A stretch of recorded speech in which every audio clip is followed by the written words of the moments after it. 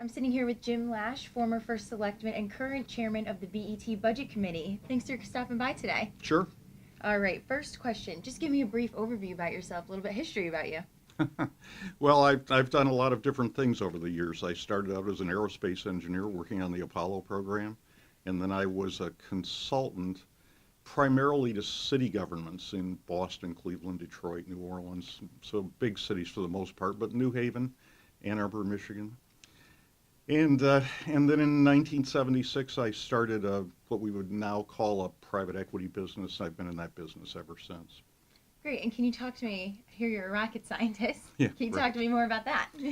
Well, that was a lot of fun. It was the sort of height of the Cold War, and President Kennedy had decided we needed to get to the moon, and people my age were signing up to become aerospace engineers. I went to MIT and studied there, and MIT was designing the guidance system for the command module, the piece that went into orbit around the moon.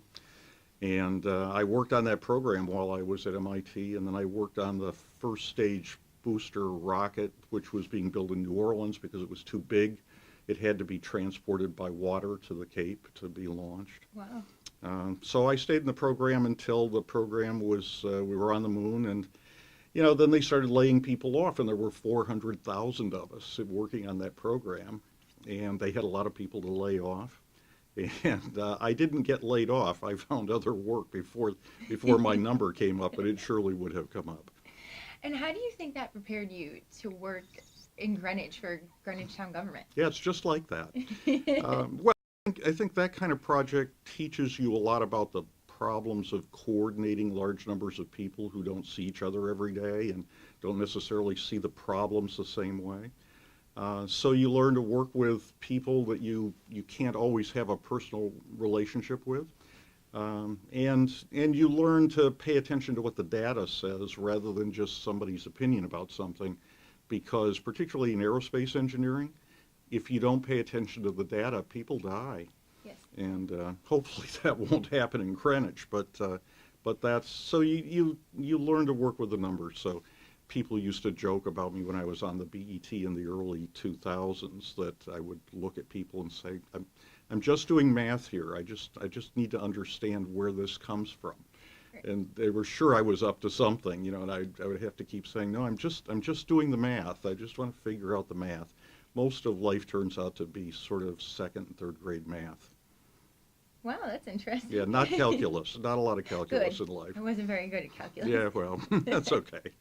And your father had an interesting job, I was told. Yeah, well, my father, who grew up on a farm in Michigan and finished his schooling going to school nights, after the Depression, he went to work for General Motors, and his first job was sitting on a high stool in a factory floor, counting the number of pieces that were being produced on a particular machine that would go into military equipment, because it was the early 40s. It was World War II. And from that, he learned to work with unions and union members, because, of course, the auto industry had unionized by that time, and there'd been a lot of violence and conflict in the unionization process. And he taught me to respect unions and respect people who worked for a living, and not have, again, sort of classic stereotypical views of what it's like to work with unions. And did his job kind of play on you, the efficiency part of it? Well, I suppose it did, although this is going to sound a little funny, but I'm not mostly thinking about efficiency. I'm thinking about what's going to work best, which is kind of the engineer in me. The at MIT people say, we're engineers. What we do is figure out how to solve problems. There was a problem at MIT 15 years ago or so when it had become apparent that the women who were full professors weren't really being treated like the men were. And they produced a kind of a typical MIT report with lots of numbers in it to illustrate the problem. Yeah. And, people kind of said, but what can we do about this?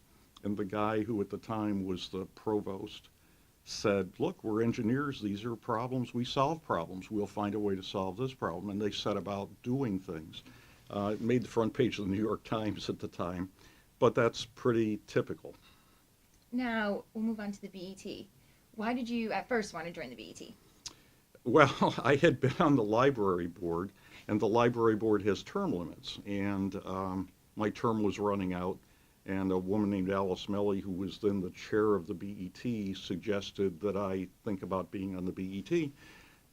But I obviously hadn't been paying much attention because she neglected to tell me and I neglected to realize that I had to get nominated and elected to the BET. I thought it was like getting appointed. So I, once I realized that and not knowing any better, I set about campaigning in the way you campaign to get nominated by talking to the people who were members of the Republican Town Committee. And it turned out there were 7 of us, I think, running for the 6 seats. And so kind of like musical chairs, 6 people get a seat.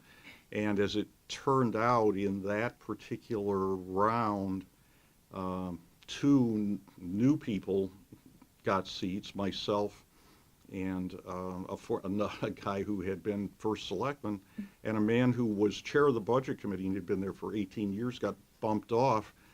I never asked him how that happened because there was no obvious reason for that to happen, but I think it hadn't occurred to him that he had to campaign. He was so well known and he knew people. Right. And so John Margonaut and I went on to BET, and that other fellow went off. I think we were all kind of surprised with that result. So that's how I got there.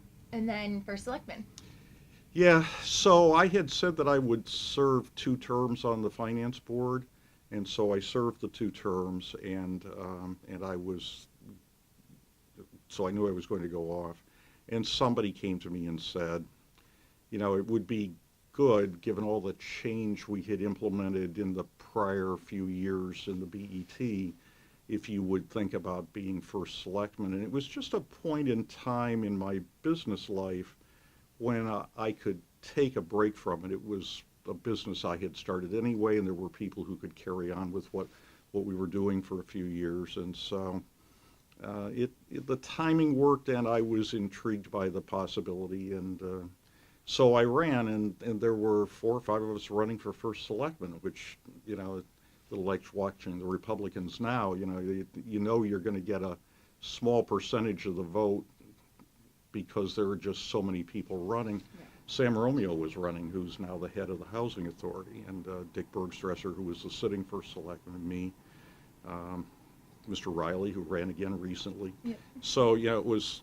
I think we had 8 or 10 debates, which was tiring, because unlike the presidential thing, which goes on for years, this was sort of concentrated sort of between Labor Day and Election Day. Right. So it was pretty intense and not at all obvious how it was going to come out, but in the end I was elected. And looking back at your time as first selectman, what's something that pops out in your brain that you really remember? Well, I think probably the thing that I remember is that I came in and I had a pretty clear idea of what things I wanted to get done, and I felt like if I didn't get them done pretty quickly, we'd be into the next election cycle because it's only a 2-year term, right? Sort of like being a congressman. You're sort of always running. So Ed Goma was the controller, and I wanted to move Ed over to become the town administrator. There hadn't been a town administrator in a long time, so we kind of recreated that position. And we did a couple of other things.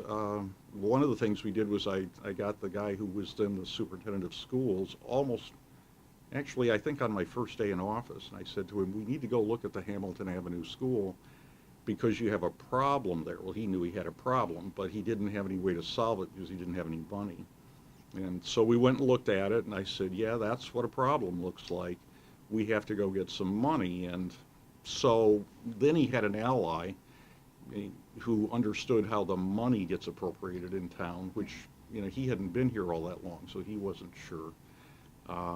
So he and I then went back to the finance board and the RTM and got some money so that they could start coming to a conclusion about what to do about it. In the end, the conclusion was build a new school, but we didn't know that the day we started out. So there was that, and there was getting Ed Gomo in, and then the other thing that happened, which is certainly not funny, was that on my 5th day in office, which was the 5th of December, because we started the 1st of December, there was a fire in town.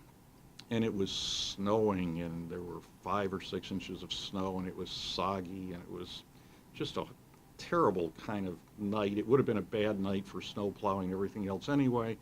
And there's this fire, and we end up with several firefighters in the hospital as the result of that fire. So then I spend the night going to the hospital and meeting their families and making sure that they're going to be okay, though they were pretty badly injured. And then I go to snow dispatch, which is the office down by exit 4, where the public works people dispatch the snow plows. And they looked at me when I came in and said, "What are you doing here?" Wondering why I was still out and about on a night like that. And so we went out and spent some time watching that process. So I'd been in office 5 days. In my view, I'd had a year's worth of trouble already. And turned out it wasn't a whole year's worth, but it was a good start. So I remember the first week pretty well. So you were very hands-on. Yeah, I guess one of the things that I learned from my father, and that I learned from being in the consulting business for a while, is that if you want to understand what's going on, you have to go see the thing and meet the people and listen to what they tell you about what the problem is and gather the data. So, I wasn't telling people how to fight the fire that night, but I was there to see how they fought the fire, and I learned a lot from that. It started out, got to be a bad fire very quickly. There were, in addition to the career guys, when you get a bad fire like that, you get a lot of the volunteers there, so there were a lot of vehicles. GEMS was there with their vehicles, and it wasn't chaotic, I don't mean that, but it was a lot going on all at one time. And the fire department always debriefs a fire like that after the fact to see what lessons they can learn from it. And I think that fire with the guys getting injured caused them to think about how they could have done that differently and maybe influence the way they went forward. Interesting. And now back to the BET. Yeah, okay. Why'd you join again? So I saw that the man who was the chair of the budget committee wasn't going to run again, and that was the job I had when I was on the BET. And I like that job. It's a place where you can either keep things from happening or help things happen. You have to have, it helps to have experience, and I have experience, and you need to have a kind of, not so much a point of view, but a way of thinking about the problems. So if you look at we're currently engaged in this new Lebanon school issue, and the question is, how much should we spend to build an elementary school? It isn't so much a question of whether the cost estimate for the school that's been designed is right or not. People will get that number to be right for the school that was designed. The question is that the school we ought to be building? Why are we building such a big school? Well, in part, we're building such a big school because of the state rules about diversity in the schools. And why are we doing it now? Why weren't we doing it 4 or 5 years ago? Because we talked about it 4 or 5 years ago. But what set of circumstances caused mostly the Board of Ed, because that's where these start, to take so long to get us to this point? So now we're kind of in a rush, under pressure we wouldn't have been under 4 or 5 years ago. Back to why is it so big? Partly to meet the requirements for the diversity program, but still seems too big. So if the budget is $40 million in round numbers and the original estimate was $32 million, what caused that change? Well, the building's big. Why is it so big? Well, it isn't just for the students we have there now, and it isn't even just for the students that would come if we could get other children to transfer into that school in order to meet the state's requirements on diversity.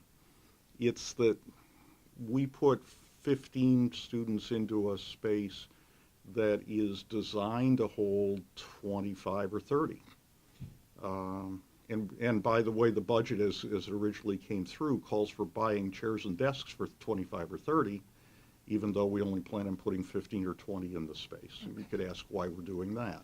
So those are the kinds of questions we have to ask. I think what we're going to conclude from this is that never again should we let a project get this far that we could have started 4 or 5 years earlier. I think we have to start them earlier, and I think we have to, before the educational spec, the ed spec is cast in concrete with a rebar installed, I think we need to run it through the finance board and let the finance board get comfortable with the spec so that when the budget comes, it's not a controversy. And do you think your time as first selectman dealing with Hamilton Ave and Glenville kind of helps you out dealing with New Lebanon now? Well, it certainly does. I learned a lot from watching those two projects. I think in hindsight, probably people would say that the decision to preserve the facade of Hamilton Avenue was, maybe a good call aesthetically, but it made the building more expensive than it needed to be.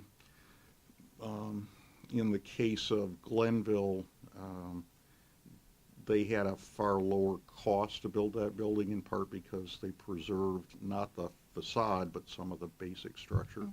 And they had an easier site. The site wasn't as tight. Hamilton Avenue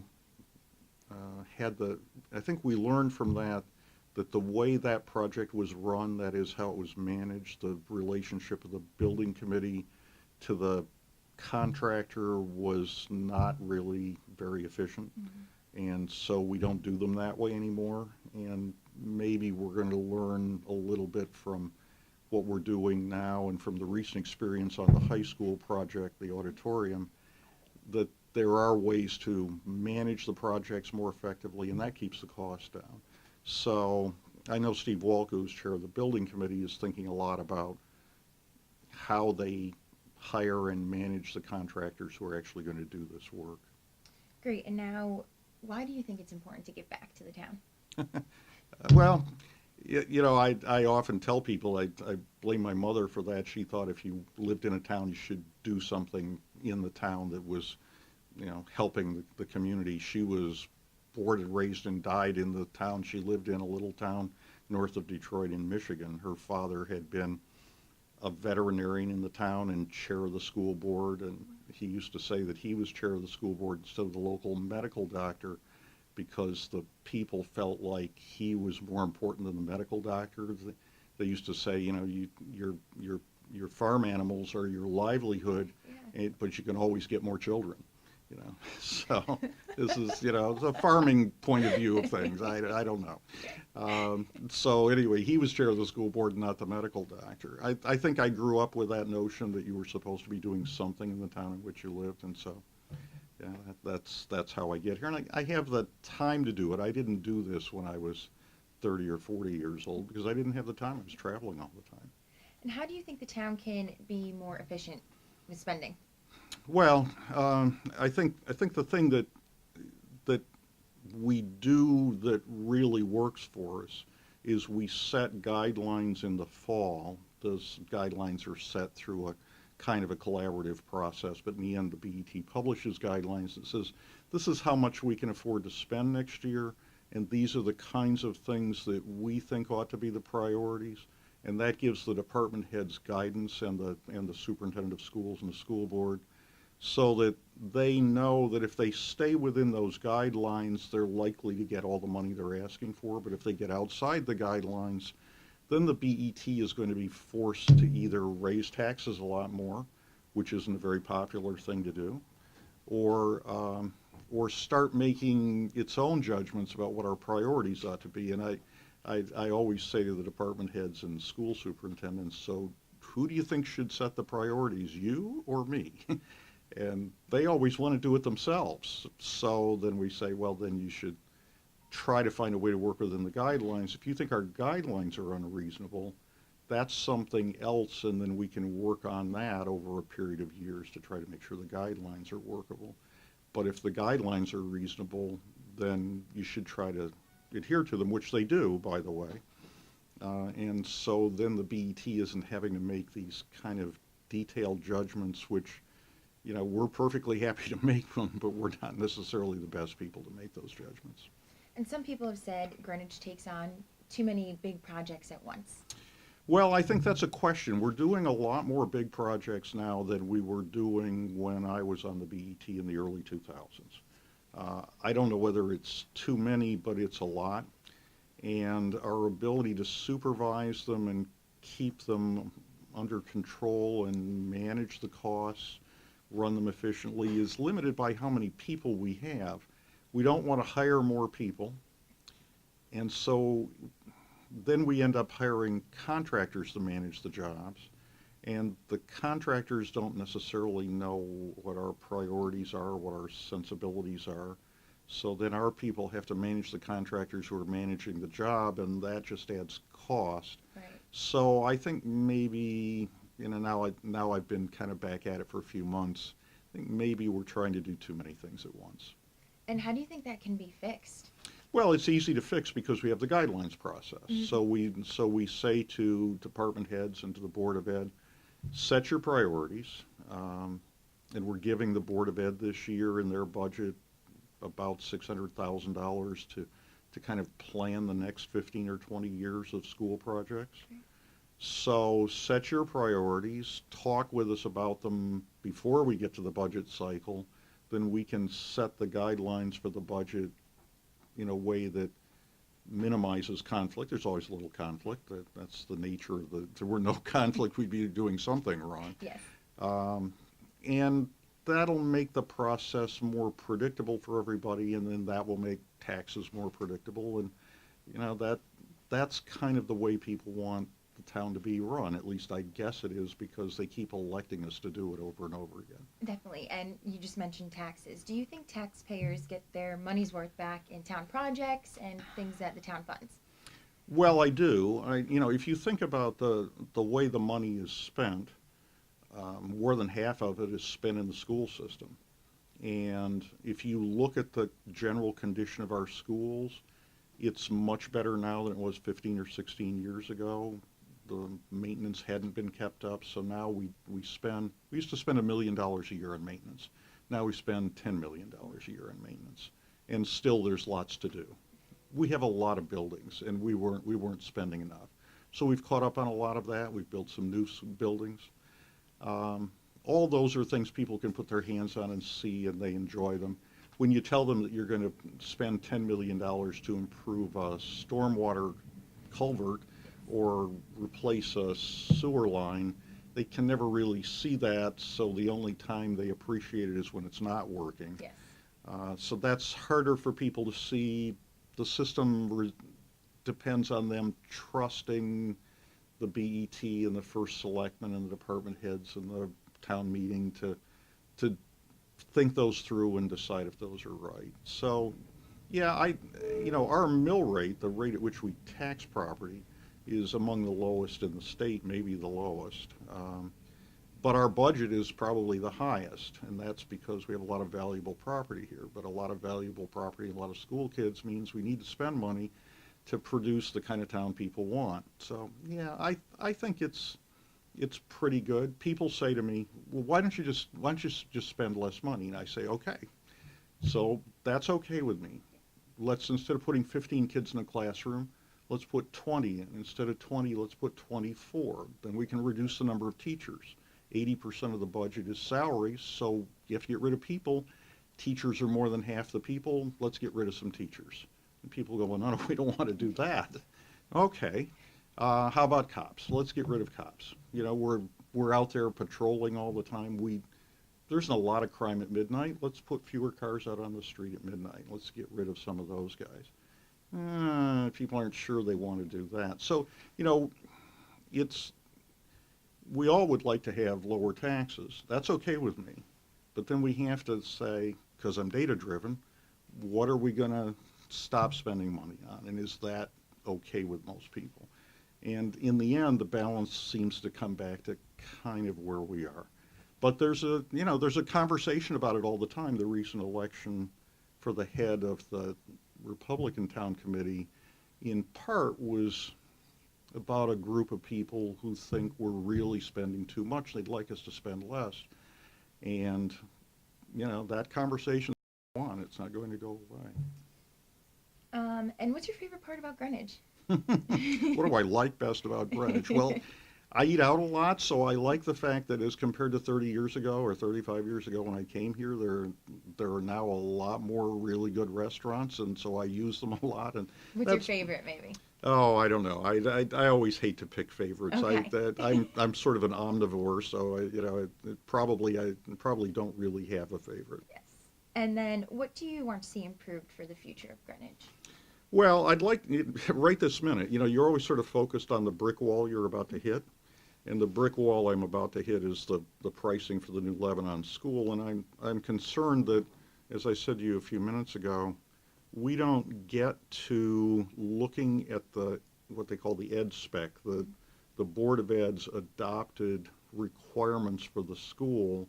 We, the BET, don't see that until months after they've adopted it. And so then we're left in this position where we only have two choices, really.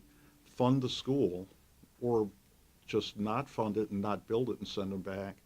And at that point, there's all this energy that's got into it. And the parents are all, if you tell them, well, we're not going to give you your school, they want to burn your house down.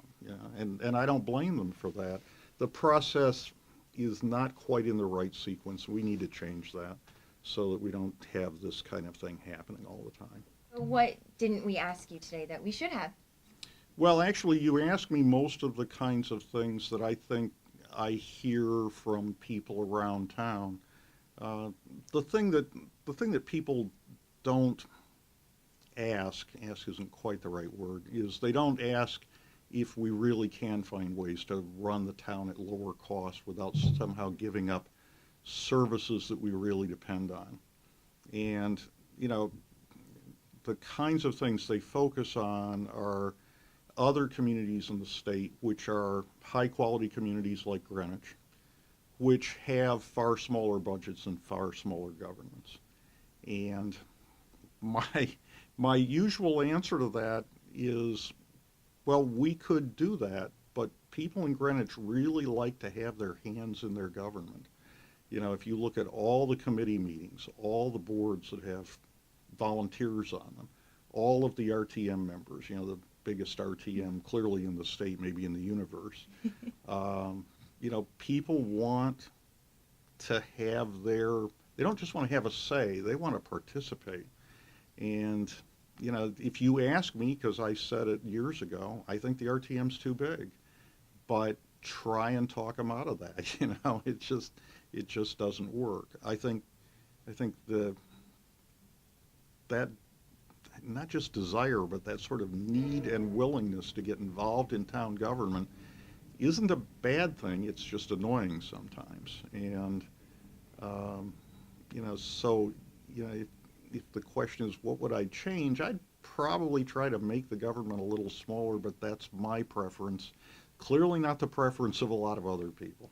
So thank you for sitting down with me today. Sure. This was Jim Lash, the chairman of the BET Budget Committee, and for the Greenwich Sentinel, I'm Taylor Knight.